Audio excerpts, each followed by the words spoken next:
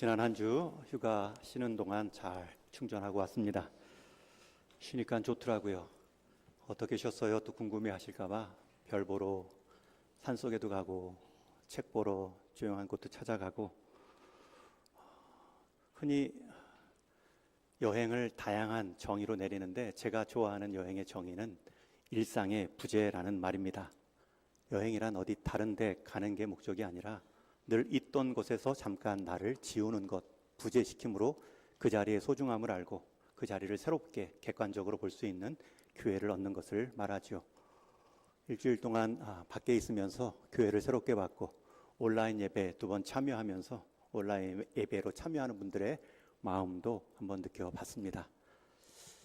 오늘 이제 말씀의 제목은 8월 마지막 주일 보배로운 생명, 보배로움 시리즈의 마지막이고, 제목에는 생명이 나와 있지만 죽음에 관한 말씀으로 먼저 시작합니다.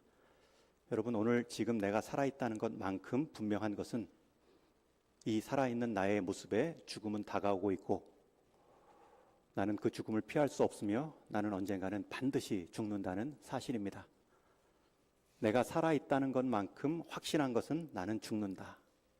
그 증거는 지금 내가 살아있다는 이 모습입니다. 여러분, 언젠가 죽습니다. 저도 언젠가 죽습니다.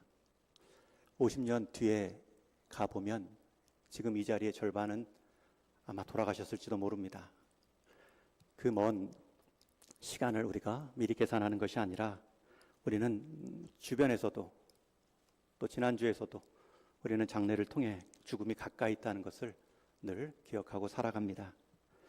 죽음이 가까이 있다라는 것, 누구도 죽음을 피할 수 없다는 것은 동서고금, 동양이나 서양이나 옛날이나 지금이나 또 남녀노소, 남자나 여자나 또 나이에 상관없이 누구에게도 피할 수 없는 현실입니다. 이만큼 죽음이 확실하고 지금도 우리에게 다가오고 있지만 우리는 죽음에 관한 생각을 막연히 하고 죽음을 부정하며 금기시하는 경향이 있습니다. 예전에는 대가족으로 농촌에서 함께 살 때에 직접 시신을 대하고 죽음을 본 경험들이 있습니다. 할머니나 할아버지, 주변 이웃 누군가가 혹 돌아가실 때 그러한 기회를 얻습니다. 그러면서 항상 사는 것은 아니구나. 하지만 이제 가족 단위가 줄고 개인 단위로 살아가면서 죽음을 실제 경험하는 것이 아니라 죽음은 하나의 소식으로 제한됩니다. 그로 인해 죽음으로 인해 배울 수 있는 삶의 엄중함, 살아있음에 대한 유한함, 이런 경험들을, 교훈들을 얻을 기회가 사라지고 있습니다. 이런 모습을 본 이어령 교수는 자기의 책 속에 기저귀와 수위라는 제목으로 글을 쓴 적이 있습니다. 인간의 삶은 출생과 죽음이라는 두 가지 큰 사건에 의해 시작되고 끝이 난다. 인간은 태어나며 기저귀에 둘러싸이고 죽은 후에는 수위에 둘러싸인다. 이 기저귀와 수위라는 의복에서 벗어날 수 있는 사람은 없다. 그러나 오늘날 우리의 문화적 분위기는 기저귀가 주도하고 있다. 수의가 말해주는 생의 끝을 바라보는 마음은 상실하고 오직 먹고 마시고 배설하는 기저귀 문화가 우리의 주류가 되었다. 저는 이 글을 읽으면서 기저귀와 수의, 이 두 가지 옷은 인간의 의존성, 유한성을 말한다. 여러분, 이 두 가지 의복은 우리가 스스로 입을 수가 없습니다. 가장 인생의 시작과 끝, 중요할 때 우리는 의존적 존재이구나, 이것을 깨닫고 사는 것이죠. 그 과정에서 겸허해지고 참된 생의 가치를 고민하는 일이 필요한데, 수위를 생각하기 전에 기저귀가 우리의 삶을 좌우한다는 것입니다. 우리는 그래서 대부분 그러한 삶의 유한성, 죽음에 대해 생각하는 것을 그렇게 유쾌하게 생각하지 않습니다. 그러나 죽음의 문턱까지 가보신 분들의 말들을 들어보면 그 유익이 참 큽니다. 중병을 앓거나 생의 고비를 넘긴 사람들의 말씀은 정반대입니다. 한결같이 그 죽음의 문턱에서 나는 삶의 소중함을, 새로움의 기회를 얻었다. 새로운 관점이 생겼다라는 말씀으로 대부분 죽음의 고비를 긍정적으로 말씀하십니다. 여러분, 우리 인생에 끝이 있습니다. 그 끝은 곧 다가옵니다. 이 교훈을 오늘 말씀 14절에서도 똑같이 권면합니다. 우리 14절 같이 읽습니다. 시작. 내일 일을 너희가 알지 못하는도다. 너희 생명이 무엇이냐? 너희는 잠깐 보이다가 없어지는 안개니라. 우리 생명을 안개에 비유하는데 그 안개에도 구체적인 설명을 덧붙입니다. 잠깐 보이다가 없어지는 안개. 아침에 뿌옇게 가득 우리의 시선을 사로잡는다 해도 해가 뜸과 동시에 언제 있었느냐 하는 듯이 사라지는 것이 안개입니다. 언제 사라졌는지도 모르죠. 그 삶으로 우리 인생 사라집니다. 그런데 이런 안개 같은 인생을 너무나 쉽게 우리는 잊고 살고요. 더욱이 쉽게 잊고 사는 사람들이 있습니다. 여러분, 이 말씀을 지금 1차적으로 누가 듣고 있습니까? 그 대상이 어디에 나옵니까? 13절도 같이 읽습니다. 시작. 들으라, 너희 중에 말하기를 오늘이나 내일이나 우리가 어떤 도시에 가서 거기서 1년을 머물며 장사하여 이익을 보리라 하는 자들아. 이들에게 말한 거예요. 이들에게 내일 일을 너희가 알지 못하고 너희 생명은 잠깐 있다 사라지는 안개니라. 여러분, 이 말을 듣고 있는 이들은 어떤 자들입니까? 이들이 지금 스스로 하는 말이 있죠. 우리가 여기서 1년에 장사를 통하여 이익을 보자. 여러분, 이 13절 다시 한번 띄워주시면 4가지 미래형이 나옵니다. 한 절에만 미래형 표현이 4번이나 나오죠. 우리가 가리라, 우리가 머물리라, 우리가 장사하리라, 우리가 이익을 보리라. 한마디로 이들은 자기 미래에 대한 계획이 충만한 사람들입니다. 그리고 그렇게 자신감 있게 스스로 말하는 것을 보면 그 계획에 어느 정도 성공을 거둔 자신감 있는 사람들입니다. 여러분, 이렇게 자기 삶에 대해 자신감 있게 표현하고 도전하고 성공하는 일은 귀합니다. 여러분, 이런 말을 되뇌이라, 붙이는 곳에, 잘 보이는 곳에 써 붙여놓으라, 말의 중요성을 강조하는 처세술도 많습니다. 이 사람들은 그렇게 스스로 말하고 스스로 성공도 어느 정도 거둔 사람들입니다. 여러분, 이 야고보서에서는 말의 중요성을 매우 강조합니다. 앞에 3장을 보시면 말에 실수가 없는 자는 온전한 자다. 우리 사람의 온전함의 마지막 단계는 말이라고 합니다. 말에 실수가 없는 사람이 참으로 완전한 자다. 이 말은 바꾸어 말하면 완전한 사람은 없고 말 실수 안 하는 사람도 없다는 뜻이겠죠. 그러나 또 반대로 생각하면 그렇게 말은 중요하다는 것입니다. 여러분, 주변에 말을 예쁘게 지혜롭게 하는 사람들을 보면 얼마나 귀한지 모릅니다. 같은 상황에서도 상대의 입장에서 그의 마음과 형편을 살피듯 따뜻하게 말하는 사람들이 있죠. 만남의 장소에서도 늦게 왔을 때 많이 기다렸지, 너무 미안해 라는 말을 들으면 나도 방금 왔어. 속으로는 내가 1시간을 기다렸다. 그렇게 생각할지라도 나도 지금 막 도착했어. 또 어디 우리 한번 저기 가보자 라고 말하면 안 그래도 나도 거기 가고 싶었어. 속으로는 내가 거기 3번이나 갔어. 이런 말을 할지라도 상대의 입장에서, 또 어떤 때는 상대가 나 요즘 너무 힘들어, 사는 재미가 없어. 그러면 어떤 일이 그렇게 힘들었니? 뭐든 다 얘기해봐. 내가 오늘 다 들어줄게 라고 말을 했죠. 속으로는 나도 힘들어, 내가 더 힘들걸. 그런 식으로 말하기 전에 예쁘게 상대의 입장에서 말하는 분들을 보면 너무나 귀합니다. 이런 말의 온전함으로 사람 관계는 더 성숙해지죠. 누군가에게 티나지 않게 살펴준 그 한마디가 그 인생에게 기억되는 한날이 될 수도 있습니다. 그만큼 말의 태도, 말의 표현은 중요합니다. 그러나 더 중요한 것은 말의 내용입니다. 여러분, 지금 이 사람들은 우리가 가자, 장사하자, 이익을 보자, 말에 대한 태도는 자신감으로 넘치지만 이들이 놓친 것 하나는 말의 내용입니다. 이들의 말의 내용은 틀렸습니다. 이들의 말 다짐에는 자신에 대한 성공, 미래에 대한 충만한 확신감이 있지만 어느 정도 자신의 경험과 과거를 볼 때 지금까지의 성공도 말할 수 있겠지만 중요한 것은 앞으로의 시간은 스스로 다짐할 수 없다는 것입니다. 그들이 스스로 주장할 수 있는 것은 자기 사업일지언정 그 사업이 내일까지도 이어진다라는 것은 스스로 보장할 수 없습니다. 자신이 내일까지 존재하게 될지도 불분명한데 내 사업이 내일까지도 온전히 이루어질지 자신하는 것은 내용상 틀렸습니다. 그것을 너무나 쉽게 당연하게 받아들였다는 점이 그들의 말의 실수입니다. 마치 오늘 새벽에 자욱했다가 해가 떠오르면 사라지는 안개처럼 자기 생명이 사라진다면 그 많은 생각, 계획도 다 한순간에 안개처럼 사라진다는 것을 그들은 모릅니다. 아니, 알아도 부정하고 싶겠죠. 그렇게 하루도 장담할 수 없는 인생이 1년의 계획을 자신감 있게 선포하는 내용은 틀렸습니다. 물론 일을 시작하기 전에 꼼꼼하게 계획하고 살피는 일은 지혜롭고 당연합니다. 무대책으로, 무계획으로 미래를 맞이하라는 뜻이 아니지요. 그러나 그 꼼꼼한 계획, 그 꼼꼼한 자신감이 놓치기 쉬운 것은 내일도 당연히 온다. 내일도 내 생명은 당연히 이어진다. 그 당연함이 틀린 내용입니다. 본문에 등장하는 사람들은 자기 인생의 고삐를 자기가 스스로 꽉 쥐고 미래를 좌우할 수 있다. 내가 죽음마저 넘어설 수 있다라는 자신감이 있지만 여러분, 이들의 삶은 운전대 없는 악셀레이터만 밟고 가는 자동차입니다. 달리는 속도는 중요한데 방향을 정하는 운전대가 없습니다. 이들의 끝은 어딘가에 부딪혀 충돌하는 일만 남았을 뿐입니다.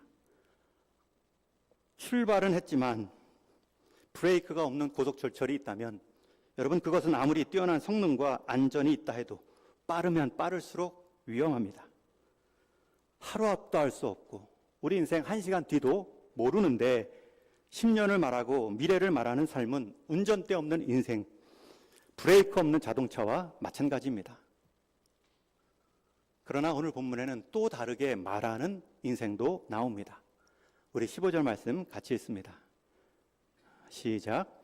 너희가 도리어 말하기를 주의 뜻이면 우리가 살기도 하고 이것이나 저것을 하리라 할 것이거늘.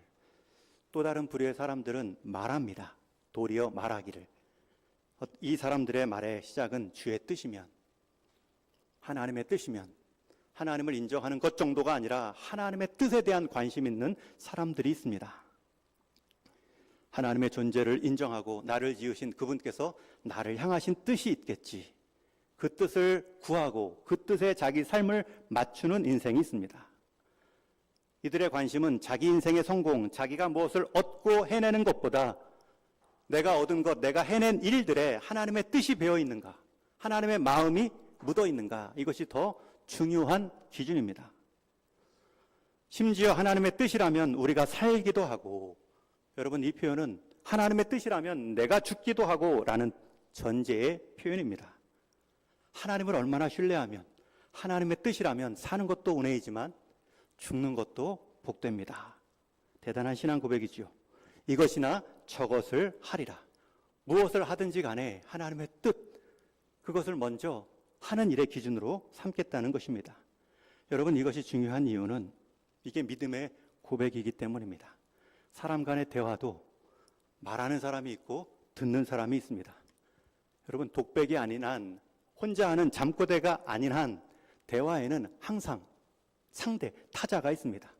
그러니 말의 주인, 내가 내뱉은 말의 주인은 나만 주인이다 주장할 수 없습니다. 내가 말한 한마디가 누군가에게 들려지면 그 들은 사람도 주인입니다. 한 작가는 말하죠. 중학생 딸이 엄마에게 스튜디오스가 되고 싶어요. 그게 내 꿈이에요. 그 말을 들은 엄마가 말합니다. 네 성적에. 그 말을 들은 오빠가 말합니다. 네 얼굴에. 하고 싶은 말도 가려야 할 때가 있죠. 오늘 주보에도 소개했는데 숙제 같은 인생을 축제 같은 인생으로 라는 책을 쓴 이소원 교수는 문제 있는 가정, 문제 있는 부부의 한 가지 특징을 이렇게 말합니다. 내가 하고 싶은 말도 내 가정에서 못하냐. 여러분, 이 말이 혼자 독백이거나 잠꼬대면 괜찮습니다. 그러나 대화일 때는 다릅니다. 왜냐하면 그 말이 나만이 주인이 아니기 때문입니다. 듣는 사람의 마음도 그 말의 주인이기 때문입니다. 우리가 착각하는 것은 내가 말했으니 이 말의 소유권은 나지. 틀린 생각입니다. 벽 보고 하면 맞는 말이지만 듣는 사람이 있을 경우에는 듣는 사람의 그 마음도 그 말의 주인입니다.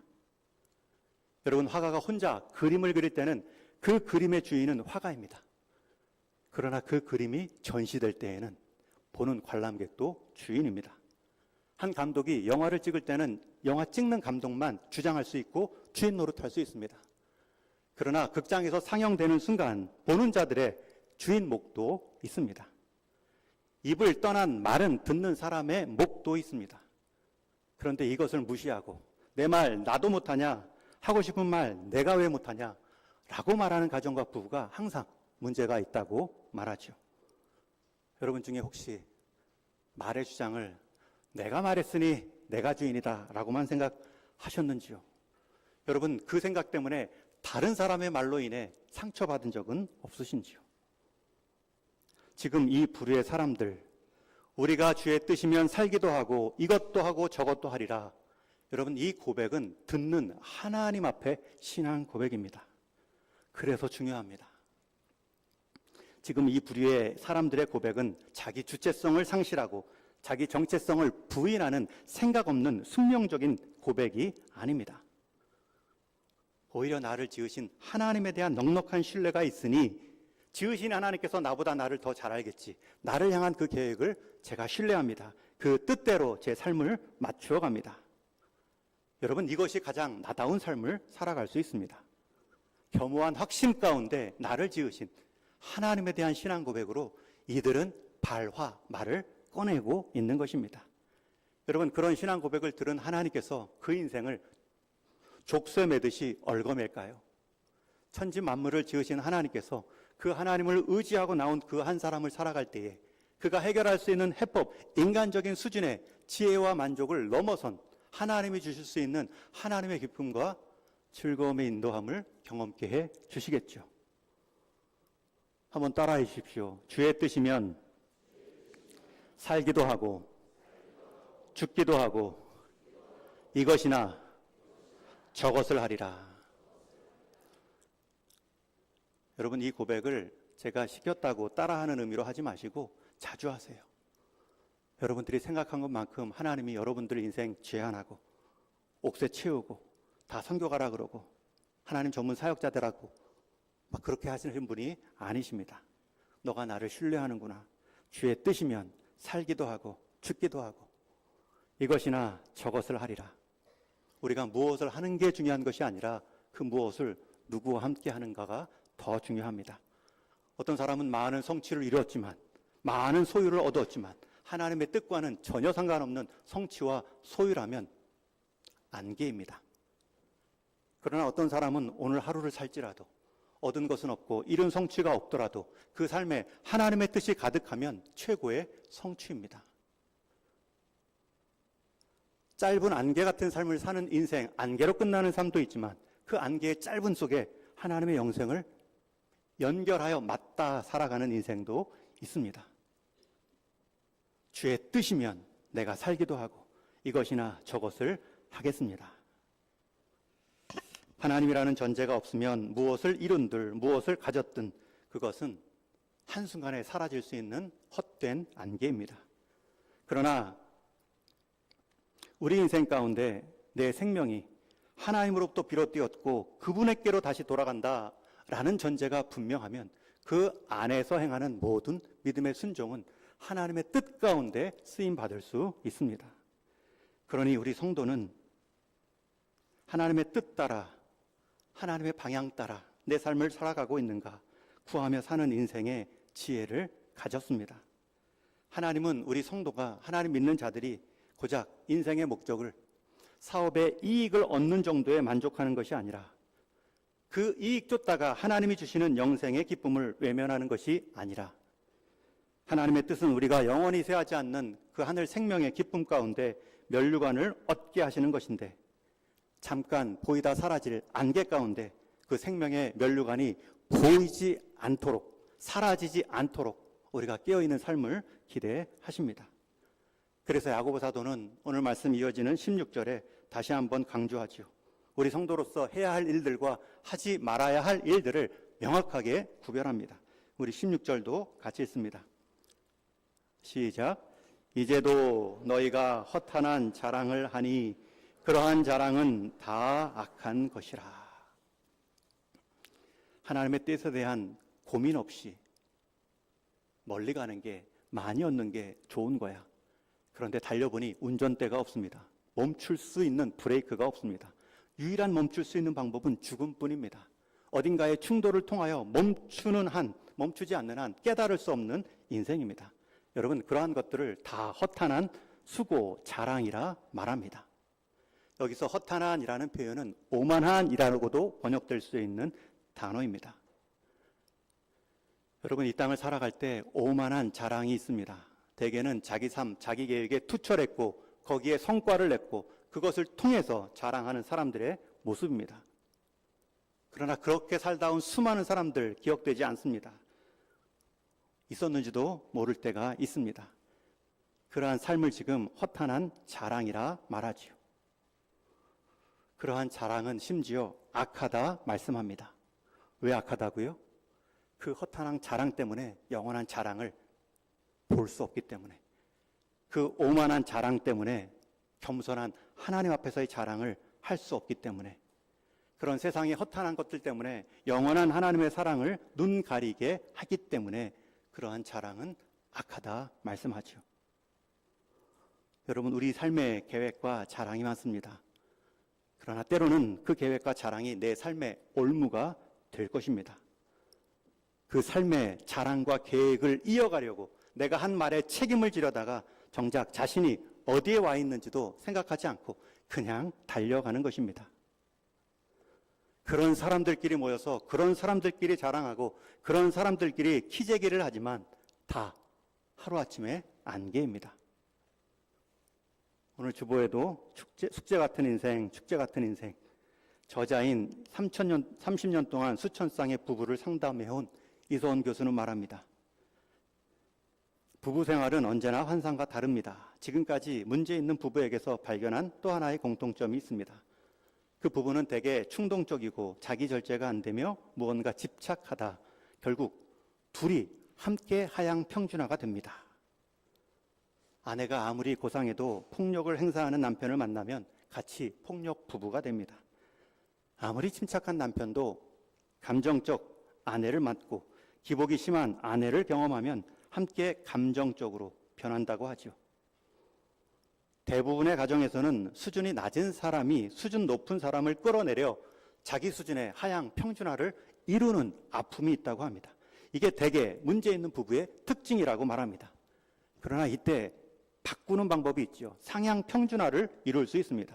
서로 부부끼리 가족 안에서 나쁜 것들만 서로 주고받고 영향을 끼치는 것이 아니라 내가 줄 수 있는 나쁜 것은 절제하고 선한 것들로 사람을 세우고 내가 상대에게서 나쁜 것만 받지 않고 좋은 것을 보려하고 받아낼 때 서로를 세워갈 수 있는 상향 평준화가 될 수 있습니다.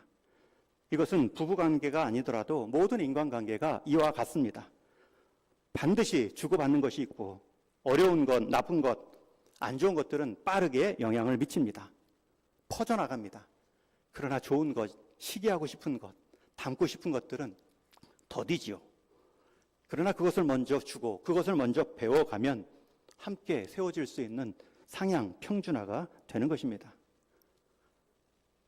한 사람이 게으를 때 그것의 보상심리로 더 게을러지면 함께 게을러집니다.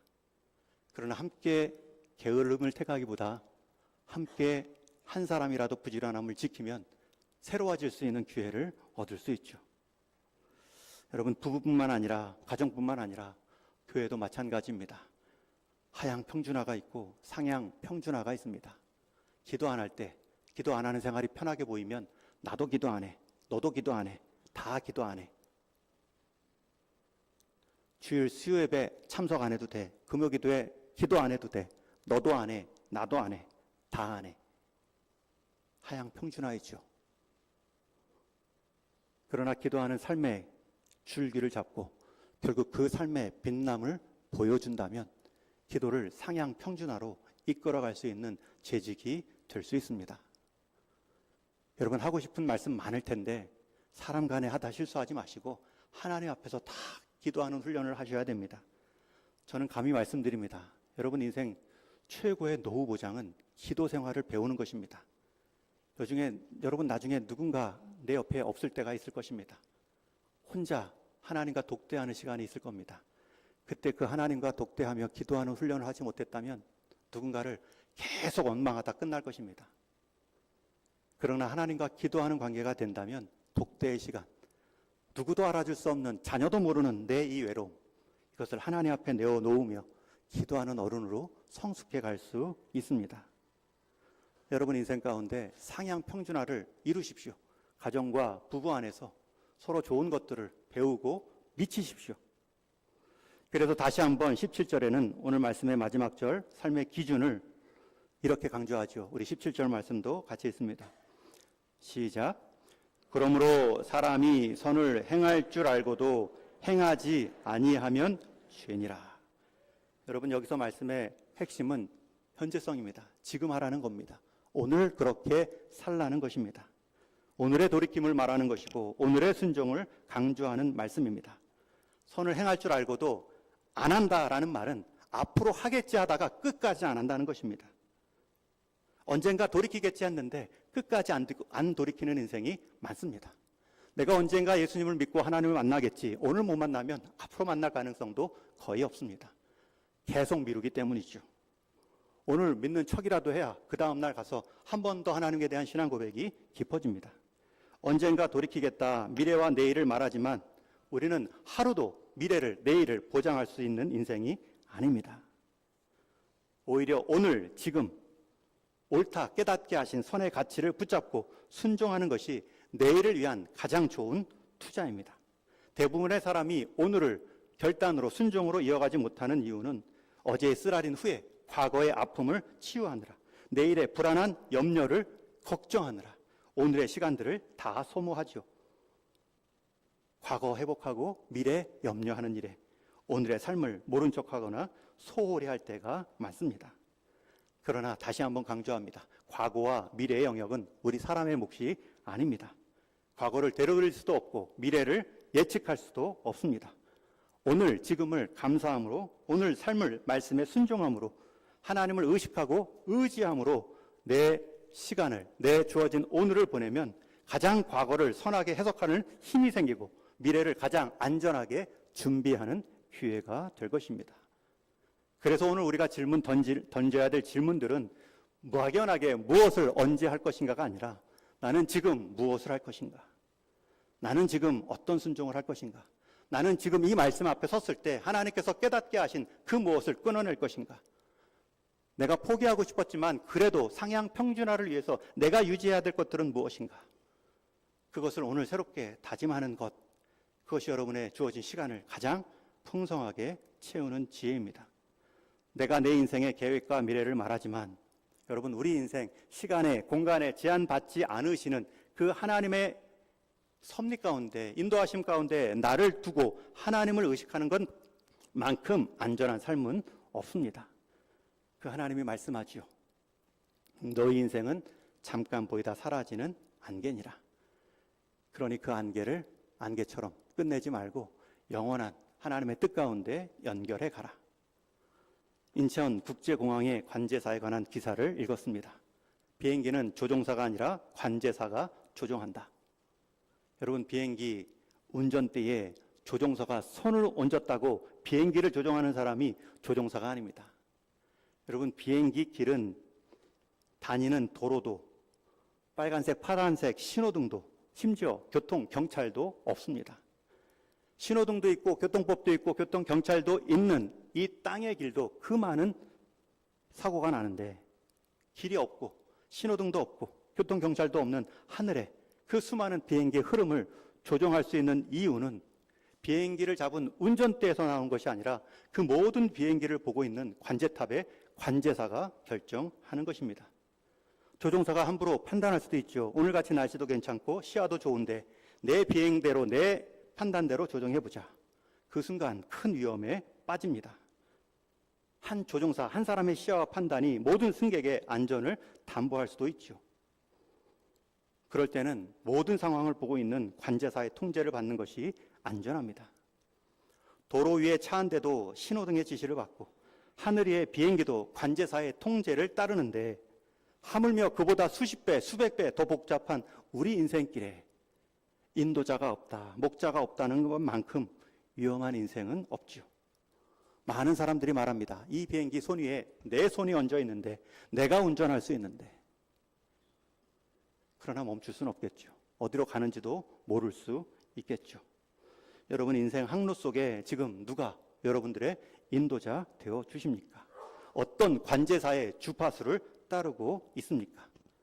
함께 있다 사라질 안개 같은 사람들의 말, 그들의 가치 가운데 여러분들의 관제사의 말을 듣고 계신지요? 여러분 교회 공동체는 세상 공동체와는 대조가 되어야 됩니다. 우리에게는 다른 삶의 주파수가 있습니다라는 것을 여러분들의 삶을 통해 보여주셔야 됩니다. 그럴 때 우리는 세상과 대조가 되고 그들의 주파수가 틀렸다라고 인정할 때 그들에게 대안이 될 수 있는 우리 대안 공동체가 될 수 있습니다. 여러분 우리가 세상 말 듣고 세상 가치와 세상 방법대로 세상과 경쟁하도록 부름받은 존재가 아닙니다. 여러분은 하나님의 뜻대로 여러분 인생을 향한 하나님의 계획 속에 순종함으로 세상을 넘어서는 차원이 다른 하늘의 기쁨을 보여주는 대조되는, 그래서 대안이 되는 그런 삶의 공동체로 부름을 받았습니다. 여러분 나중에 가서 관제자 되신 하나님 앞에서 역시 옳았군요. 그때 가서 확인할 것이 아니라 지금부터 순종하시면 됩니다. 왜 끊을 것을 못 끊으십니까? 왜 버리실 것을 못 버리시고 왜 내 인생 내가 주인이라 하다가 결국은 부딪혀야 깨닫습니까? 거기서 멈추셔야 되죠. 말씀 앞에 먼저 깨달으셔야 되죠. 말씀을 맺습니다. 보배로운 생명이 있습니다. 여러분 보배로운 목숨이 아닙니다. 보배로운 생명입니다. 목숨과 생명은 차이가 있습니다. 목숨은 육신에 관한 단위입니다. 여러분 하나님은 우리를 보배로운 목숨 정도로 부르지 않았습니다. 그 목숨이 담보하고 있는 육신의 어떠함으로 우리가 평가받는 것을 하나님은 기쁜 나빠할 수도 있습니다. 그러나 그 몸이 어떠할지라도 그 육신이 어떠할지라도 우리는 보배로운 생명이 될 수 있습니다. 어떻게 해요? 하나님의 뜻대로. 아무리 건강한 몸도 하나님의 뜻이 담기지 않으면 쇳덩어리입니다. 그러나 연약한 몸일지라도 아픈 몸일지라도 그 뜻에 순종하는 몸이라면 가장 보배로운 생명이 될 수 있습니다. 그것을 가르는 것이 오늘부터입니다. 그것이 선이고 그것이 죄를 피하는 길이다. 야고보 사도는 말합니다. 여러분 오늘 드리지 못하면 내일은 없습니다. 내일 드릴 힘을 오늘 드림으로 오늘 헌신함으로 살아가는 것입니다. 오늘 순종함으로 내일 중요한 순종을 이어갈 힘을 얻는 것입니다. 미래는 우리가 결정하는 것이 아닙니다. 오늘을 순종함으로 미래를 가장 잘 준비할 뿐입니다. 오늘의 신실함이 내일을 준비하는 가장 확실한 투자이고 과거를 선하게 해석할 수 있는 가장 안정된 안경이며 우리의 목숨보다 생명을 막연한 미래보다 오늘 순종할 수 있는 현재의 삶으로 나아갈 수 있기를 주님의 이름으로 축원합니다.